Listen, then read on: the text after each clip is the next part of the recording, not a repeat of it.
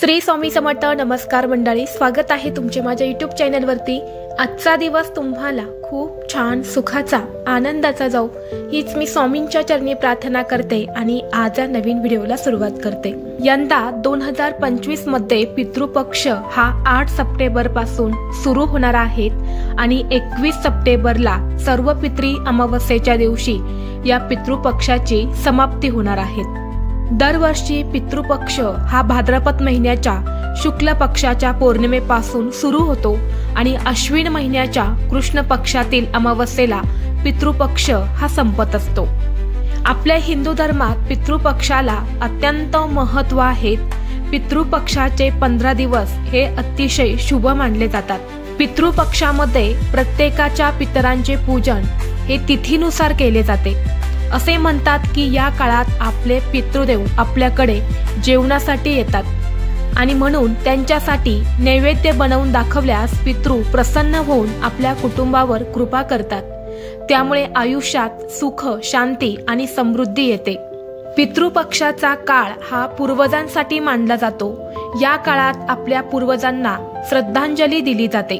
पितृपक्षामध्ये श्राद्ध, तर्पण, मृत्यू संस्कारामुळे पितृपक्ष हा अशुभ मानला जातो आणि त्यामुळे या पितृपक्षामध्ये काही नियमांचे पालन हे आवर्जून केले जाते आणि म्हणून तुम्ही एक वेळ उपाशी राहिलात तरीही चालेल, पण पितृपक्ष संपेपर्यंत चुकूनही घरामध्ये या 2 भाज्या अजिबात खाऊ नका।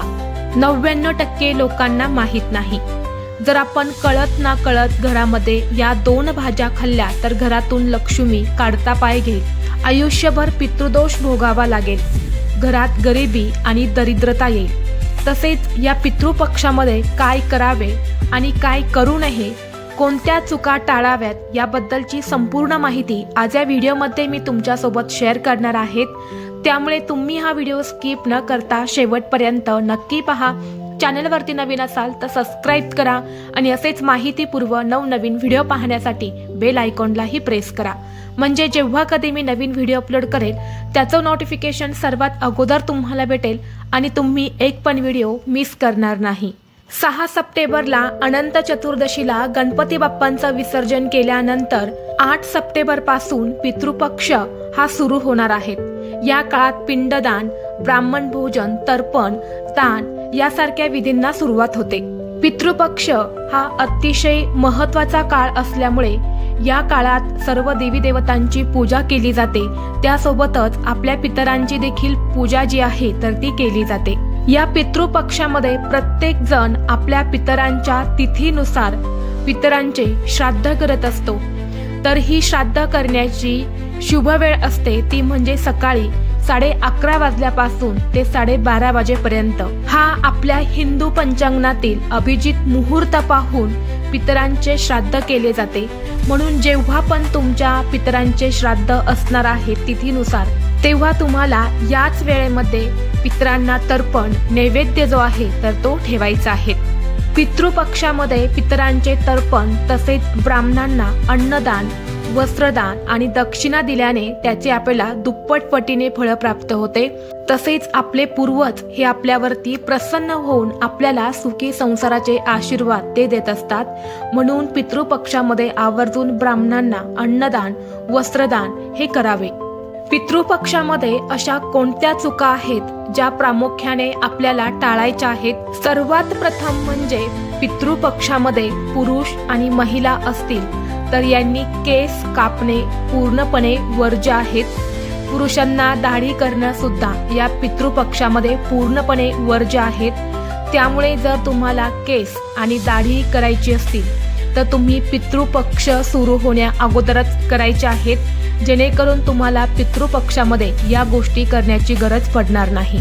तसेच या पितृपक्षामध्ये चुकूनही आपल्या पितरांबद्दल वाईट शब्द बोलू नका, त्यांच्याबद्दल वाईट बोलू नका, कारण आपले पूर्वज या पितृपक्षामध्ये मृत्यू लोकांतून पृथ्वीवरती येत असतात आणि ते आपल्या आजूबाजूला सूक्ष्म स्वरूपात वास करत असतात। आणि जर आपण त्यांच्याबद्दल आपल्या घरामध्ये काही वाईट बोललो तर ते आपल्यावरती क्रोधित होतात आणि यामुळे आपल्याला पितृदोष जो आहे तर तो लागत असतो।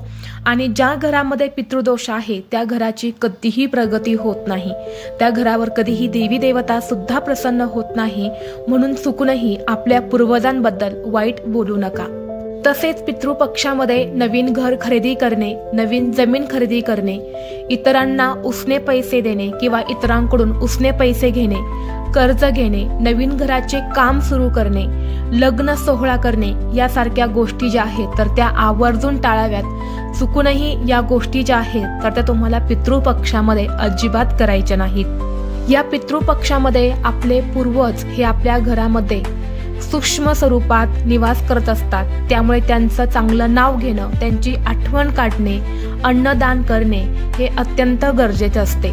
यामुळे आपल्या पितरांचे आपल्याला शुभ आशीर्वाद हे प्राप्त होतात। आता या पितृपक्षामध्ये अशा कोणकोणत्या भाज्या आहेत ज्या आपल्याला चुकूनही खायच्या नाहीत। सर्वात प्रथम या पितृपक्षामध्ये आपल्याला चुकूनही मांसाहार करायचा नाही। मटण, मच्छी, अंडी यांचा चुकूनही आपल्या घरामध्ये सेवन करायचे नाहीत। त्याचबरोबर कांदा, लसूण सुद्धा आपल्याला या काळामध्ये खायचा नाहीत, कारण कांदा आणि लसूण हे तामसिक पदार्थ मानले जातात। आणि म्हणून पितरांच्या नैवेद्यामध्ये सुद्धा आपण जे काही नैवेद्य बनवत असतो तर त्यामध्ये चुकूनही कांदा, लसूण हा वापरू नका। जर आपण पितृपक्षामध्ये कांदा आणि लसूण सेवन केलं तर आपला राग वाढत असतो आणि पितृपक्षामध्ये राग करणे हे पूर्णपणे चुकीचे आहेत। म्हणून शक्यतो तुम्हाला कांदा आणि लसूण हे पूर्णपणे वर्ज्य ठेवायचे आहेत। तसेच तुमच्या घरामध्ये ज्या वेळेस तुमच्या पूर्वजांची तिथी असते त्या तिथीला जर तुमच्या घरातली स्त्री गेलेली असेल तर तुम्हाला स्त्रीला जेवू घालायचा आहे आणि पुरुष गेलेला असेल तर पुरुषाला जेवू घालायचा आहे। तसेच आपल्याला या दिवशी कावळ्याला घास सुद्धा द्यायचा आहे आणि त्याचबरोबर अग्नीमध्ये सुद्धा आपल्याला घास जो आहे तर तो द्यायचा आहे, त्या घासाची आहुती द्यायची आहे। त्याचबरोबर पितृपक्षामध्ये अशा काही भाज्या आहेत ज्या आपल्याला चुकूनही खायच्या नाहीत आणि आपल्या घरामध्ये बनवायच्या देखील नाहीत। तर त्यामध्ये सर्वात प्रथम या पितृपक्षामध्ये कोबीची भाजी चुकूनही खाल्ली जात नाही। जर आपण या पितृपक्षामध्ये कोबीची भाजी खाल्ली तर त्याचे अनेक दुष्परिणाम जे आहेत तर ते आपल्याला भोगावे लागत असतात। त्याचबरोबर दुसरी जी भाजी आहे तर ती म्हणजे या पितृपक्षाच्या काळामध्ये भोपळा, ज्याला आपण दुधी भोपळा असे सुद्धा म्हणत असतो, तर तो चुकूनही या काळामध्ये खाल्ला जात नाही। तर ह्या ज्या दोन भाज्या आहेत तर ज्या तुम्हाला या पितृपक्षामध्ये खायच्या नाहीत। त्याचबरोबर कडधान्य जे असतं तर त्या कडधान्यामध्ये आपल्याला काळे जे हरभरे असतात त्याला चणे सुद्धा म्हटले जाते, तर हे काळे हरभरे आपल्याला चुकूनही खायचे नाहीत। त्याचबरोबर मसुराची डाळ सुद्धा पितृपक्षामध्ये खाल्लेली चालत नाही। तर हे जे दोन पदार्थ आहेत जे आपल्याला या पितृपक्षामध्ये चुकूनही सेवन करायचे नाहीत आणि आपल्या घरामध्ये सुद्धा बनवायचे नाहीत। त्याचबरोबर या पितृपक्षामध्ये आपल्याला काही चुका ज्या आहेत तर त्या आवर्जून टाळायच्या आहेत।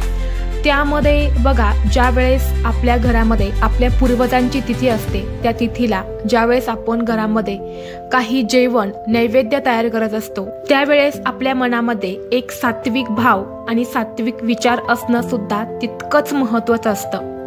मग बऱ्याच वेळा आपण म्हणत असतो की मी पूर्वजांची एवढी सेवा करते, एवढे उपाय करते, तरी पण त्याचा मला फायदा का होत नाही? कारण जेव्हा आपण घरामध्ये आपल्या पूर्वजांचं स्मरण करत असतो, त्यांच्यासाठी काही अन्नदान करत असतो, त्यावेळेस मनामध्ये भाव असला पाहिजे। आपण जो काही उपाय करत आहे, जी काही सेवा करत आहे, तर त्याचं फळ जे आहे तर ते आपल्याला नक्कीच मिळत असतं। आणि म्हणून मनामध्ये कोणतेही वाईट विचार न ठेवता आपल्या पितरांसाठी नैवेद्य अन्नदान जे आहे तर ते आपल्याला करायचे आहे। त्याचबरोबर या पितृपक्षाच्या 15 दिवसांमध्ये दररोज संध्याकाळी पिंपळाच्या झाडाखाली आपण दिवा लावत असतो। जर तुम्ही नसल लावत तर तो लावायला सुरुवात करा, कारण या पिंपळ वृक्षामध्ये आपले पूर्वज हे निवास करत असतात। आणि जेव्हा आपण पितृपक्षामध्ये पूर्वजांसाठी पिंपळाच्या झाडाखाली दिवा लावतो तर त्यावेळेस जे काही पुण्य आहे तर ते आपल्याला मिळत असते, आपल्या वाट्याला येत असते। त्यामुळे या 15 दिवसांमध्ये दररोज पिंपळाच्या झाडाला जल अर्पण करून संध्याकाळी तिथे एक दिवा लावायचा आहे। परंतु तुम्हाला हा दिवा लावताना जल अर्पण करताना एक महत्त्वाची गोष्ट ध्यानात ठेवायची आहे की या पितृपक्षाच्या 15 दिवसांमध्ये चुकूनही आपल्याला या पिंपळाच्या झाडाला स्पर्श करायचा नाही। त्याचबरोबर या पितृपक्षाच्या काळामध्ये आपले पूर्वज जे असतात तर ते कोणत्या न कोणत्या रूपामध्ये आपल्याला भेटायला येत असतात, ज्यामध्ये गाय असेल, कुत्रा असेल, कावळा असेल। तर हे जे मुके जनावर असतात तर त्यांच्यासाठी सुद्धा आपल्याला काही सेवा करायची असते। जसे की तुम्ही कावळ्यांना दही भात खायला ठेवू शकता। दही भात ठेवताना त्यावरती थोडेसे काळे तीळ टाका, कारण काळे तीळ हे आपल्या पूर्वजांना समर्पित असतात। यामुळे पूर्वज जे आहे तर ते आपल्यावरती प्रसन्न होत असतात, म्हणून कावळ्यांना दही भात तुम्ही खायला ठेवू शकतात। गाय असेल, कुत्रा असेल त्यांना तुम्ही चपाती खायला देऊ शकतात। तसेच ज्या दिवशी आपल्या पितरांची तिथी असणार आहे, श्राद्ध असणार आहे, तर त्या दिवशी तुम्ही गाईला खीर आणि चपाती ही आवर्जून खाऊ घालू शकतात। यामुळे आपल्या घरामध्ये असणारा पितृदोष हा दूर होतो आणि पितृदोष हा पितृ आशीर्वादामध्ये बदलत असतो। तर हे काही नियम जे आहेत तर ते आपल्याला आवर्जून या पितृपक्षामध्ये पाळायचे आहेत, जेणेकरून या पितृपक्षाचं जे काही पुण्य आहे तर ते आपल्याला मिळत असतं। त्याचबरोबर या पितृपक्षामध्ये आपल्याला आपल्या पूर्वजांसाठी दिवा सुद्धा लावायचा असतो। तर हा दिवा कुठे लावायचा असतो तर बघा, जे आपल्या घराचा मुख्य दरवाजा असतो तर त्या दरवाजाच्या बाहेरच्या साईडने, म्हणजे जेव्हा तुम्ही बाहेरून घरामध्ये प्रवेश करता, जी तुमची उजवी साईड असते तर तिथे तुम्हाला दिवा लावायचा असतो। आणि जर मुख्य प्रवेशद्वारावरती तुम्हाला लावणं शक्य नसेल तर तुम्ही तुमच्या घरामध्ये जी दक्षिण दिशा असते तर दक्षिण दिशा ही पूर्वजांची दिशा मानली जाते, म्हणून तुम्ही दक्षिण दिशेला दिव्याची वात करून पूर्वजांसाठी हा दिवा लावू शकता। यामुळे पूर्वज हे प्रसन्न होतात, तृप्त होतात आणि आपल्याला शुभ आशीर्वाद ते देत असतात। त्याचबरोबर सकाळचे 11:30 ते 12:30ची जी वेळ असते तर ती आपल्या पूर्वजांची असते। त्यामुळे दक्षिण दिशेला तोंड करून पितृस्तोत्राचं पठण तुम्हाला आवर्जून करायचं आहे। या पितृस्तोत्राचं पठण करून झाल्यानंतर स्वच्छ हातपाय धुवून काढायचे असतात आणि अशा पद्धतीने आपल्याला पूर्वजांसाठी हे काही सेवा आणि उपाय जे आहेत तर ते पितृपक्षामध्ये करायचे असतात। व्हिडिओ तुम्हाला आवडला तर लाईक करा, चॅनलवरती नवीन असाल तर सबस्क्राईब करा आणि हा व्हिडिओ आपल्या मित्रपरिवारासोबत जास्तीत जास्त शेअर करा। चला तर मग भेटू असंच पुढल्या एका नवीन व्हिडिओमध्ये। तोपर्यंत सर्वांना श्री स्वामी समर्थ।